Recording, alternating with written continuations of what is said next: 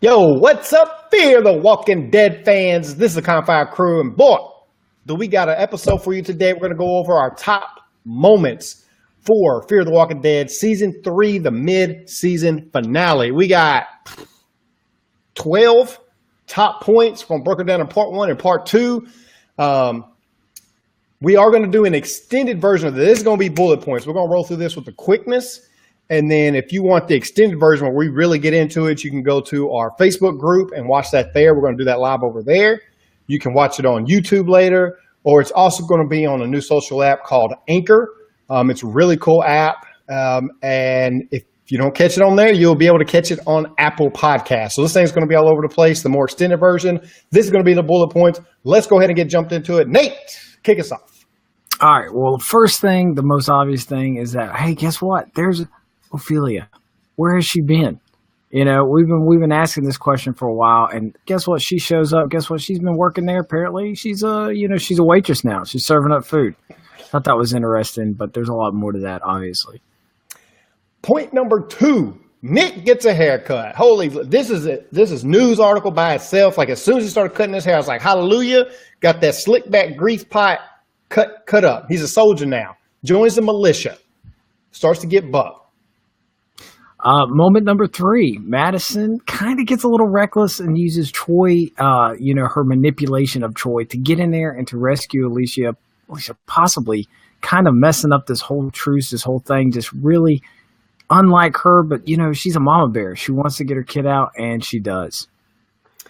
Moment number 4, Ophelia shows up beaten and broken, has been abandoned by Walker and his crew. I guess they thought that she had given her some insight. We find out why she comes back beaten up later on. Moment number 5, you just can't trust anybody. You just can't. Even somebody you thought you could trust, but it turns out that Ophelia was there, kind of snuck in there, acted like she got beat up just to poison everybody in their coffee. Of all things, you would hope in the apocalypse you could at least have a nice cup of joe and not have to worry about it turning into a problem. But nope, that's not the case. And unfortunately, a lot of people die from some really bad coffee. Man, and we're moving on to part number 2. Those were all the highlights we had from, the first part of the mid-season finale. We're moving on to the second part. So let's start this bat over the point number 1. Madison rolls into that cafe or the Black Hat diner like a straight mad woman. Talking about her being a mama bear boy. She's like, tracks down Ophelia, claps her side of her head, puts her in the Jeep like, yo, we going. I don't think she talks to anybody. I think she just rolls up in the diner like, where's he at? They got guns on her. He inside. Moves him out of the way, rolls up in that piece. Like, I don't care about you, your beef, your land, your blood, your daddy, your mama. Motherfucker, you poison my son. I ain't going out like that. Moment number 2, which, up to this point, we really hadn't seen anybody else, but we actually get to see Strand. And of all the things that Strand comes across, he finds the Abigail just sitting there, adrift, floating kind of up on the rocks a little bit. And, honestly, I didn't think I would see this boat again, but it was kind of nice for him to find his boat and having a little champagne to celebrate. Moment number 3, Madison and Alicia roll back up at the campus in the middle of the night with her little merry band of soldiers, and Jack's dude's bones just took his trailer full of all his little relics and artifacts and was just like, yo, I got your granddaddy.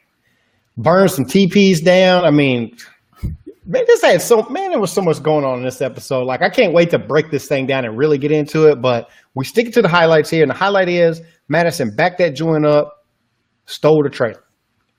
Moment number 4, we find out that when Jeremiah was drunk and was shooting at the floor, it was more than just him shooting at the floor. And there's more than just the fact that he said there's blood buried here, even though I did call that. But Nick found that. And it turns out that as he approaches Jeremiah and asks him who it is, it turns out that this guy, Walker, he's been pissed off. He wanted to know why. Turns out that he killed his uncle and his dad. And that's what buried. And all those guys, the forefathers, if you will, were all part of it. And it starts to kind of become clear who the bad guys are. Moment number 5. The secret about Troy is the one who really shot up that family. Gets found out by, or told actually, to Alicia. Alicia kind of flips. And I found it odd, or not odd, but I guess I was kind of surprised that they decided to keep it from her. I guess she ran off too fast before she could find out the truth, and there was no need to tell her after that. But they have a good little family meeting right there, and Alicia's like, yo, we got to draw the line somewhere. And she kind of flips. And the curious thing about all this was you got to pick a side, and it's curious on which side I would have picked if I was in their situation. Again, we'll get into that in more detail later on. Moment number 6. We get an absolute understanding a little bit of Madison's history, something that we didn't have. We find out that, her dad was a drunk, a politician, used to beat her mom, probably beat her. And one day she just finally said, I'm done with this. And she shot him. She killed her dad. And so basically, she's okay with killing people, especially when it's a necessity. And she proves that again in this episode. Moment number 7. Nick shoots Jeremiah all up in the head. Cold-blooded style. And then Madison drops the head off. Like nothing. God dang, there's so much happened in this scene. It was ridiculous. But, Nick walks in with that little revolver, his little mini Rit gun, and does some damage. But guys, those are our highlights from this episode. I have to be honest with you, the episode was fantastic. I mean, I loved every moment of it. There wasn't really a moment that I didn't care about except for Strand. I was like, great, he found a boat, talking to a guy on the radio, congratulations, whatever. Outside of that, I loved everything about this episode, everything that went down. And we really, this was the episode I've been waiting for. It's I feel like it showed just a ton about Nick, a ton about Madison and what she's willing to do. And somebody you can kind of follow. She's kind of put herself in a spot where, yeah, we can follow this chick. So anyway, again, if you are watching this on Facebook, then, hey, man, like the page. Check us out. Come back because we're going to be doing these live videos after all these episodes. We're also going to be picking up on Game of Thrones. When that picks up, when is that, Nate? Next week? That's next week. Next week.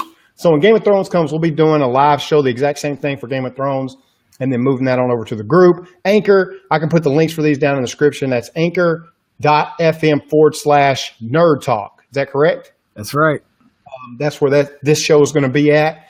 And then obviously on YouTube, our YouTube channel, and then in our Facebook group, where we're about also to go on Apple Podcasts, just search Nerd Talk or Fear the Walking Dead, you'll see it. Yep, and it'll be on there. So we all over, man. We're trying to spread out. So guys, like the video, comment on the video, all that good stuff. Whatever. I keep forgetting what audience I'm talking to. But that's it, man. That's the end of the show. Join us over there in the group if you want. Until next time, we out. See you later.